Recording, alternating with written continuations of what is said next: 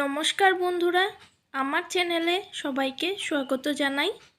আজকে আমি বানাবো গাজরের হালুয়া। ছোট থেকে বড় সবাই এই হালুয়াটি খেয়ে পছন্দ করে থাকেন। এই হালুয়াটি আমি খুব কম সামগ্রী দিয়ে এবং কম সময়ের মধ্যে বানিয়ে দেখাবো আজ। এর জন্য নিয়ে নেব 3টি গাজর। গাজরগুলোকে আমি ধুয়ে উপরের স্কিনটা ছাড়িয়ে রেখে দিয়েছি। এখন গাজরগুলোকে আমি গ্রেট করে নেব। এখন একটি কড়াই ভালো করে গরম করে তাতে দিয়ে দেব ঘি। প্রথমে ঘিটা আমি কমিয়ে দিয়েছি, পরে আস্তে আস্তে আমি ঘিটাকে অ্যাড করতে থাকব আমার প্রয়োজন মতো। এবার আগে থেকে গ্রেট করে রাখা গাজরগুলো আমি এতে দিয়ে দেব। দিয়ে গাজরগুলোকে ভাজতে থাকব।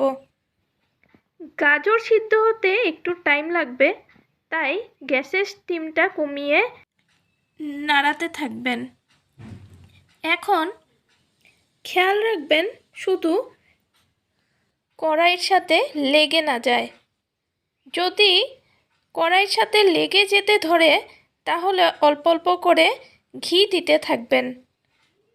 এখন আরও 2-3 মিনিট নাড়িয়ে চাড়িয়ে এতে দিয়ে দেব 2টো তেজপাতা।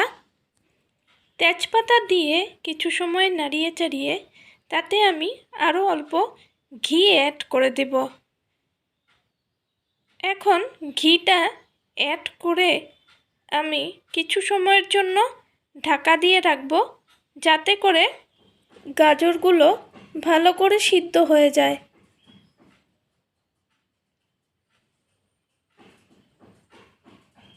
এ সময় কিন্তু গ্যাসের ফ্লেমটা একদম লোতে রেখে দিতে লাগবে, না হলে নিচে লেগে যেতে পারে, পুড়ে যেতে পারে। তাই একদম লোতে রেখে আপনারা ঢাকা দেবেন।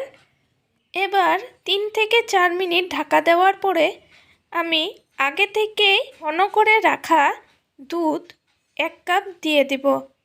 এই দেখুন দুধটা কতটা ঘন হয়েছে, উপরের দিকেও সর পড়ে আছে। এভাবে ঘন করবেন যাতে 1 কাপ দুধ আধা কাপ হয়ে যায়। এখন এই দুধটাকে দিয়ে কিছু সময়ের জন্য ফুটতে দেব। এখন দেখুন দুধটা ফুটেও উঠেছে আর কিছুটা কমেও এসছে। এই সময় দিয়ে দেব আন্দাজ মতো চিনি।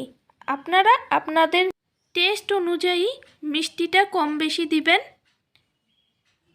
এখন স্টিমটাকে হাই ফ্লেমে রেখে আমি নাড়তে থাকবো। স্টিমটা হাই ফ্লেমে রাখবো কারণ চিনিটা গলে জল ছাড়তে শুরু করবে, তাই হাই ফ্লেমে দিয়ে দেবেন। এখন 3টা এলাচ আমি থেতো করে দিয়ে দেব। আপনারা চাইলে এই সময় কিছু ড্রাই ফ্রুটসও দিয়ে দিতে পারেন। এবার এলাচটা দিয়ে কিছু সময় নাড়িয়ে চাড়িয়ে নিলেই আমাদের রেডি হয়ে যাবে গাজরের হালুয়া। আমি হালুয়াটি অনেক সিম্পল করে বানিয়েছি। যদি আপনাদের এই ভিডিওটি ভালো লেগে থাকে তাহলে লাইক দিবেন, আমার চ্যানেলটিকে সাবস্ক্রাইব করবেন আর শেয়ার করবেন। থ্যাংক ইউ, ধন্যবাদ।